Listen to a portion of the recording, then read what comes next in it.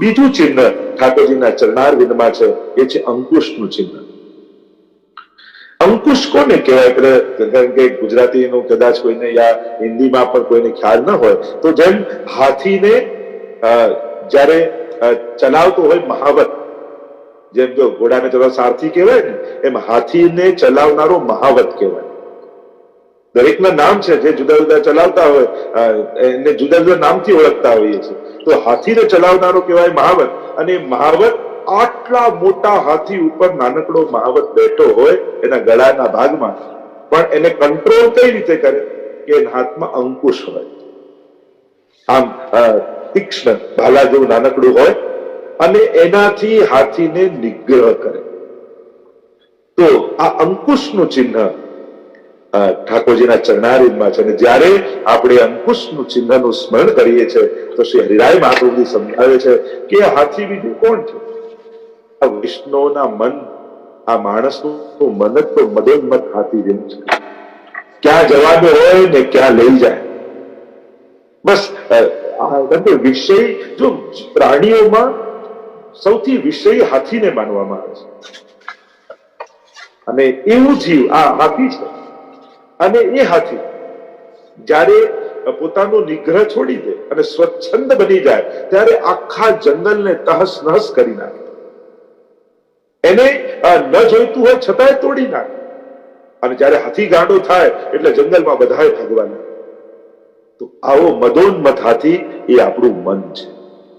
અને મન જ આપણા સંસાર રૂપી જંગલનો વિનાશ કરી નાખે છે.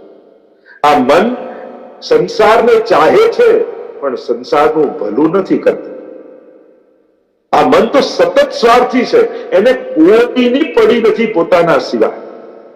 અને એટલા માટે માણસને સૌથી વધારે પ્રિય કોઈ વસ્તુ હોય તો એનું મન છે. કારણ કે મન કરે તો આપણે દાન આપીએ, નહીં તો દાને ના આપીએ. મન કરે તો આપણે સેવા કરીએ, તો સેવામાં ન બેસીએ. જ્યાં મન લઈ જાય ત્યાં માણસ દોડે છે. અને એટલા માટે દરેકને ઉદાર હોય કે કંજૂસ હોય, બંને પોતાના મનનું જ કરે છે. જોવા જાવ મનને જે પ્રિય છે. કંજૂસનો આપણે વાગ કાઢીએ પણ એ પણ એના મનને નથી આપવું એટલે નથી આપતું, પેલાના મનને આપવું છે એટલે આપવું છે.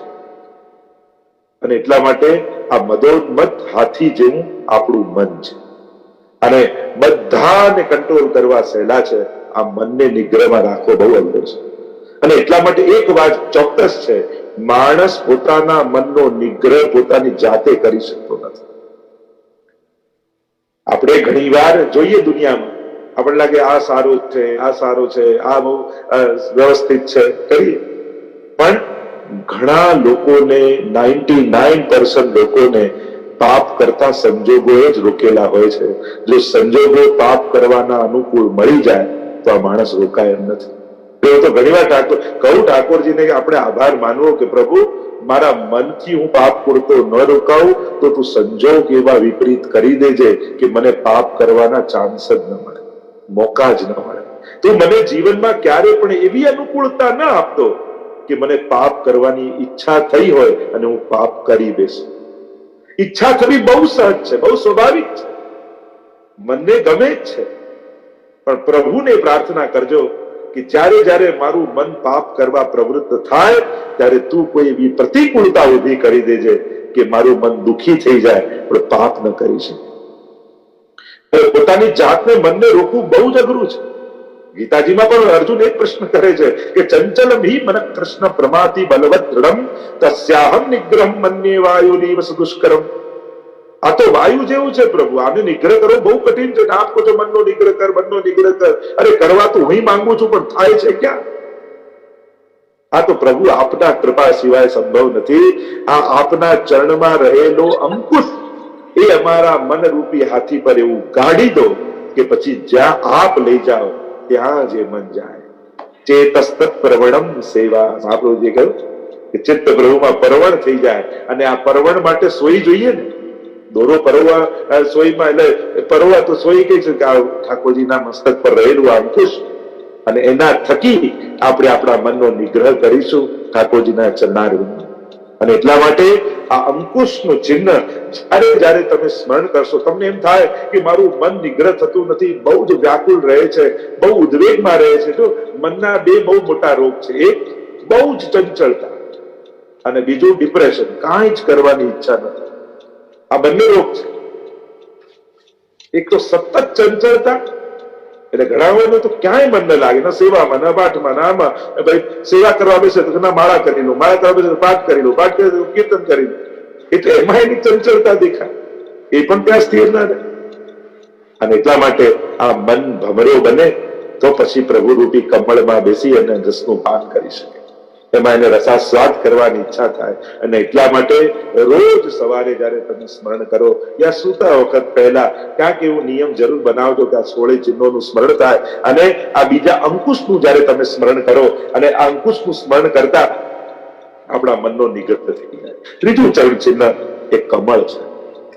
જમણા ચરણમાં ત્રીજું ચરણ ચિહ્ન એ કમળનું ચિહ્ન છે. નેત્ર બંધ કરી જયારે તાજા ખીલેલું લાલ કમળ, એ સુંદર અલૌકિક આભા વાળું કમળ એ ઠાકોરજીના ચરણારવિંદના જમણા ચરણમાં વિરાજે છે. અને કમળ એ રસનું ઉદ્દીપન કરનાર છે, રસરૂપા છે. અને એટલા માટે હરિરાયજી સમજાવે છે કે જેના નેત્રો જલવાળા છે એમાં જ આ કમળ સ્થિર થાય છે. આ એવું કમળ છે કે જેના નેત્રો, જેનું હૃદય સરસ છે, ભાવથી ભીંજાયેલું છે, ત્યાં જ આ કમળ ખીલે છે. એટલે કે પ્રભુના ચરણારવિંદ ગમે તેને મળતા નથી. જેના નેત્રોમાં, જેની દ્રષ્ટિમાં રસ છે અને જેના હૃદયમાં ભાવ છે, ત્યાં જ આ કમળ ઉગે છે. અને એને જ આ ચરણ કમળની પ્રાપ્તિ થાય છે. અને એટલા માટે વૈષ્ણવના નેત્રો હંમેશા ભીના હોવા જોઈએ, સૂકા એટલે શુષ્ક નહીં. દરેકમાં એને રસ ભાવના હોવી જોઈએ. જો સાત્વિક હોવું જુદું છે અને નીરસ હોવું જુદું છે. ઘણા લોકો સાત્વિકતા એટલે નીરસતા સમજે. અરે ના, બંનેમાં બહુ મોટો ભેદ છે. વૈષ્ણવ તો રસિક હોય છે, અને રસિક ભક્તો, કારણ કે રસો વૈષ્ણવના ઉપાસક છે. રોમ રોમ રસ છલકે શ્રી વલ્લભ, એવા શ્રી વલ્લભના સેવક છીએ. અને એટલા માટે વૈષ્ણવના નેત્રો રસમય, રસથી વિજાયેલા. એટલા માટે એટલે કે એના નેત્રોમાં રસાત્મકતા હોય, એની દ્રષ્ટિમાં અલૌકિકતા હોય. ઠાકોરજીના દર્શન પણ કરે. હવેલીમાં તમે જુઓ તો ઘણા બધા દર્શન કરતા હોય. કોઈ આજુબાજુ જોતા હોય, કોઈ ઠાકોરને ધારીને જોતા હોય, અને કોઈ દૂર ઉભા ઉભા પ્રભુને જોતા જોતા આંસુ કાઢતા હોય. તો એના નેત્રોમાં રસાત્મકતા છે. અને જેનું હૃદયમાં ભાવાત્મકતા છે, ત્યાં જ આ કમળ ખીલે છે. કમળ તો જળમાં જ ખીલે. અને આ જળ જે હૃદયનું રસરૂપ જળ છે, ભાવનું જળ છે, અને ભાવરૂપી ભાવનો રસ જો હૃદયમાં ધારણ કર્યો હશે તો જ આ કમળ તમારા હૃદયમાં સ્થિત થશે. એમ શ્રી હરિરાય મહાપ્રભુજી આપણને સમજાવે છે. અને ત્યાં જ ઠાકોરજી ભાવાત્મકતામાં સ્થાપિત થાય છે. ચોથું ચિહ્ન એ વજ્રનું. ઠાકોરજીના જમણા ચરણારવિંદમાં વજ્રનું ચિહ્ન છે. અને આ વજ્રનું ચિહ્ન એવું છે, અને આ વજ્ર મોટા મોટા પહાડોને તોડી નાખે, મોટી મોટી શિલાઓને તોડી નાખે. તો કે ઠાકોરજીના ચરણમાં રહેલા વજ્રનું સ્મરણ કરવાથી શું થશે? તો કે આ પહાડો કયા છે? તો કે બે પહાડો માણસના જીવનમાં છે. એક તો પાપના પર્વતો છે, અને બીજા દુઃખના પર્વતો છે. જો એક જ સિક્કો છે, એની એક બાજુ પાપ છે અને બીજી બાજુ દુઃખ છે. એક જ સિક્કો છે, એની એક બાજુ પુણ્ય છે અને બીજી બાજુ સુખ છે. કયો સિક્કો આપણે લઈને ફરીએ છીએ? કારણ કે આપણી તકલીફ શું છે? આપણને એવો સિક્કો જોઈએ છે કે એકની બાજુ પાપ હોય, બીજી બાજુ સુખ હોય. તો આવો સિક્કો માર્કેટમાં નીકળ્યો જ નથી. સિક્કા તો એવા જ છે, એક બાજુ પાપ અને બીજી બાજુ દુઃખ, બીજી બાજુ પુણ્ય અને બીજી બાજુ સુખ. પણ આપણે એવો સિક્કો જોઈન્ટ જોઈએ છે કે કરું પાપ ને મળે સુખ. તો એવો સિક્કો બજારમાં આ અલૌકિક કાર્યોમાં ચાલતો નથી. અને એટલા માટે આ વજ્રનું સ્મરણ કરવા માત્રથી ભગવાન મોટાથી મોટા જીવે કરેલા પાપોનું પ્રભુ ખંડન કરી નાખે. તમે દિવસમાં એક વાર એનું સ્મરણ કરો તો આખા દિવસ દરમિયાન કોઈ પણ પાપ અને અપરાધ થયા હોય, તે વજ્રનું સ્મરણ કરવા માત્રથી ઠાકોરજી તમારા સમસ્ત પાપોનું ખંડન કરી નાખશે. સમસ્ત પાપ ખંડન, સર્વ પાપોનું ખંડન કરનારા ઠાકોરજી છે. અને એટલા માટે પાપમાંથી મુક્તિ જીવ પોતે નહીં મેળવી શકે. બે જ રસ્તા છે, કાં એ પાપને ભોગવો ત્યારે ખતમ થાય, અને કાં ઠાકોરજી કૃપા કરી એ પાપોનું ખંડન કરે તો મુક્ત થવાય. તો ભોગવીએ તો દુઃખો જીવનમાં આવે, પણ આપણે તો ઠાકોરજીને લાલ લડાવવા છે, દુઃખી કેમ રહી શકાય? અને એટલા માટે ઠાકોરના ચરણમાં જઈએ, શરણમાં જઈએ. અને પ્રભુ પોતે કહે છે, અપી ચેતસુ દુરાચારો ભજતે મામ અનન્ય ભાવ. સાધુ રેવ સમંતવ્ય સમ્યક વસિતો હિ સ. ગીતાજીમાં કહ્યું ભલે પાપી હોય મને ભજવાનો સંકલ્પ કરે એને સાધુ જાણે. જીવનમાં ગમે તેટલા પાપ આપણાથી થયા હોય, થઈ રહ્યા હોય અને કરવાના હોઈએ, છતાંય ભક્તિ ન છોડતા, પ્રભુનું નામ લેવાનું ન છોડતા. એમ ન વિચારતા કે આટલા પાપ કરું છું, ભગવાનનું નામ ભગવાન ક્યાં સાંભળવા. અરે ના, કોઈ એ જો મુક્તિ માટે તો ભગવાન છેલ્લી શ્વાસે પણ ચાન્સ આપે છે, છેલ્લી શ્વાસ સુધી ચાન્સ આપે. ત્યાં સુધી શાસ્ત્રોમાં કહ્યું કે મરતા પહેલા પણ શ્રી કૃષ્ણ હે હરિ આટલું બોલી દે ને તો એનો ઉદ્ધાર થઈ. અંતિમ શ્વાસ સુધી ભગવાન મોકો આપે છે ભક્તને, જીવને, કે તને છેલ્લે શ્વાસે પણ ચાન્સ છે મારા નામનો પુકાર કરીને સમસ્ત પાપોમાંથી મુક્ત થઈ જાય. કારણ કે આ પાપનો અંધકાર, હવે કોઈ ઓરડો 20 વર્ષથી બંધ હોય, અંધકાર જામેલો હોય, તમને એમ લાગે કે આ અંધકાર મટાડવા માટે કેટલા વર્ષ જોઈએ. અરે કાંઈ નહીં, એકવાર દિવાસળી પ્રગટાવો એટલે 20 વર્ષનો અંધકાર એક ક્ષણમાં જતો રહે, 50 વર્ષનો અંધકાર એક ક્ષણમાં જતો રહે. કેટલાય રૂના મોટા મોટા ઢગલા કર્યા હોય, એક તડકો ઉડે અને બધાય ઢગલા બળી જાય. એના માટે કઈ મોટા અગ્નિ પ્રગટાવવાની પણ જરૂર નથી હોતી. આ પાપના ઢગલાઓ પણ રૂના ઢગલા જેવા છે. એક ભગવાનના નામની ચણગારી ઉડીને લાગશે ને, સમસ્ત અનંત જન્મોના પાપ એ જ ક્ષણે સમાપ્ત થઈ જશે. પ્રભુએ આટલા સાધનો આપણને આપ્યા છે. ભક્તિ કરતા કરતા પ્રભુ કેવા સાધનો છુપાવીને રાખે છે પોતાના ચરણારવિંદ. એ ચરણનું અનુસરણ તો ભાગ્યશાળી કરે, અને સ્મરણ કરી લે તોય ઘણું છે. ચરણ તો આ વજ્ર પાપોનું ખંડન કરનારા છે, દુઃખોનું ખંડન કરનારા છે. કારણ કે અનંત દુઃખો માણસના જીવનમાં આવે, અનેક પ્રકારના દુઃખો આવે અને સમજાય પણ નહીં. ઘણી વાર એમ થાય કે મેં તો કાંઈ કર્યું નથી, છતાંય મારા જીવનમાં દુઃખ કેમ? મેં તો કોઈ એવું પાપ કર્યું નથી, મેં તો કાંઈ એવું ખોટા કામ કર્યા નથી, છતાંય દુઃખ કેમ? ગહનો કર્મણા ગતિ. ગીતાજીમાં ભગવાને કહ્યું કર્મની ગતિ અતિ ગહન. કોણ જાણે કયા જન્મમાં આવા પાપ થયા હોય અને એ સામે આવતા હોય, કોણ સમજી શકે? અને એટલા માટે પાપ છે પણ પ્રભુના ચરણોનું સ્મરણ, એ વજ્રનું સ્મરણ કરશો તો પ્રભુ તમને બધા જ પાપોમાંથી મુક્ત કરશે. અને એની કથાઓ ભાગવતજી, ગીતા, અનેક પ્રકારની કથાઓ આપણને પ્રાપ્ત છે. કેવા કેવા જીવો હતા અને ઠાકોરજી એમના પર કૃપા કરી છે. અને એટલા માટે હરિરાયજી સમજાવે છે કે આ કઠોર જે પર્વત જેવું, શિલા જેવું હૃદય છે માણસ, અને એ કઠોર હૃદય વાળા જયારે પ્રભુના શરણે આવે તો આપણા બધાના દિલ કેટલા કઠોર છે. જો આ બધા સંસારમાં રહી છાપામાં વાંચી 50 મર્યા, 100 મર્યા, અને આપણે તો ચા પીતા પીતા પાનું ગરવી રાખીને કઈ થાય ખબર ન પડે. તો માણસ જયારે હવે કઠોર થઈ રહ્યો છે, એવા સમયમાં કઠોર દિલવાળો વ્યક્તિ પ્રભુના શરણે જાય તો પ્રભુ એ પથ્થરને સુંદર મૂર્તિ બનાવી અને એનું સૌંદર્ય વધારે છે. એના વધારાના પથ્થરો દૂર કરે છે. તે કઠોર હૃદયને પણ ઠાકોરજીના આ વજ્રનું ચિહ્ન એને સુકોમલ બનાવી લે છે. વાર્તા સાહિત્યમાં પણ તમે જો ચિત્ત સ્વામી હોય, ચિત્તુ ચોબે બનીને ગયા હોય, કેવા કેવા ભક્તોના ચરિત્રો આવે છે. તમે વાર્તા સાહિત્યમાં જુઓ, ભગવદીઓની કથા જ છે ખાલી ના, એમાં લોભીઓ છે, ચોર છે, લૂંટારાઓની છે, કંજૂસની કથા છે, તો કામીઓની કથા છે, ગણિકાની કથા છે, ક્ષત્રિયોની કથા છે, સુરવીરોની, અનેક પ્રકારના કેવા કેવા જીવન. એ બધા ભગવદીઓ તો થયા શ્રી મહાપ્રભુના શરણે આવવાથી. અને એટલા માટે આ વજ્રનું ચિહ્ન જયારે સ્મરણ કરશો તો આ વજ્ર સમસ્ત પાપોનું ખંડન કરશે અને સમસ્ત દુઃખોનું ખંડન કરશે. કારણ કે જીવનમાં જેવું સુખ સ્વાભાવિક છે એવું દુઃખ પણ સ્વાભાવિક છે. ન ઈચ્છવા છતાં આવે છે દુઃખ. અને હું તો હંમેશા કહું, દુઃખ દૂર કરવા માટે એનું સમાધાન એ સુખ નથી. કારણ કે સુખ થોડા દિવસમાં દુઃખ થઈ જાય. સારી ગાડી આવી એ જ બગડે તો એ જ દુઃખરૂપ થઈ જાય. પણ સાચા દુઃખનો અનુભવ એ જ આપણા સાધારણ દુઃખનું સમાપન છે.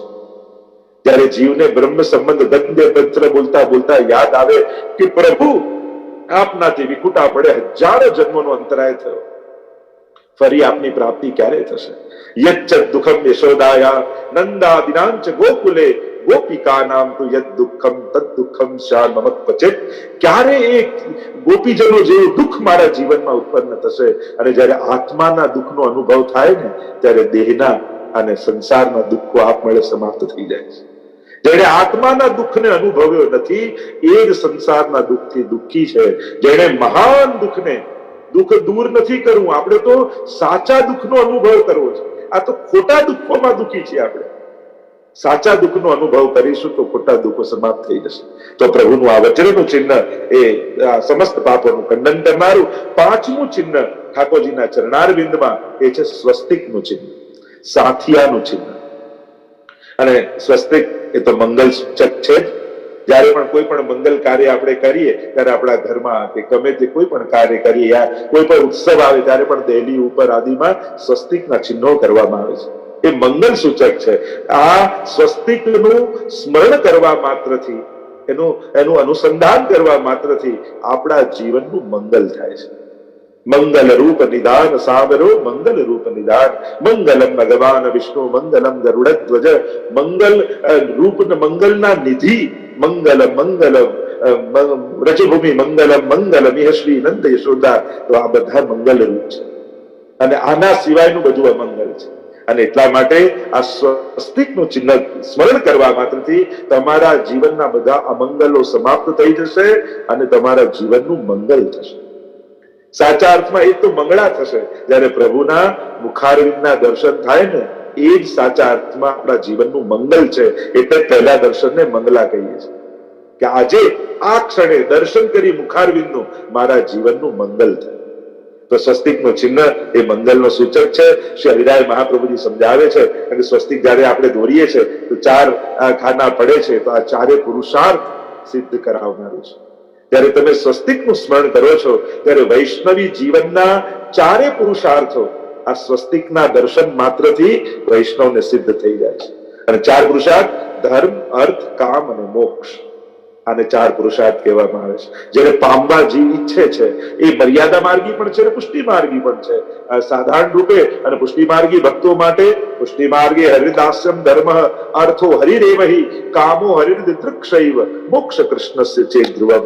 તો પ્રભુની દાસતા મળે, પ્રભુ જ અર્થરૂપ, પ્રભુને પામવાની કામના જાગે અને પ્રભુના ચરણોમાં ચિત્ત ચોંટી જાય, એ જ વૈષ્ણવનો મોક્ષ છે. તો આમ ચારે પુરુષાર્થોને આ સ્વસ્તિકનું ચિહ્ન એ સિદ્ધ કરાવનારું છે અને જીવના ચારે પુરુષાર્થો સફળ થાય છે.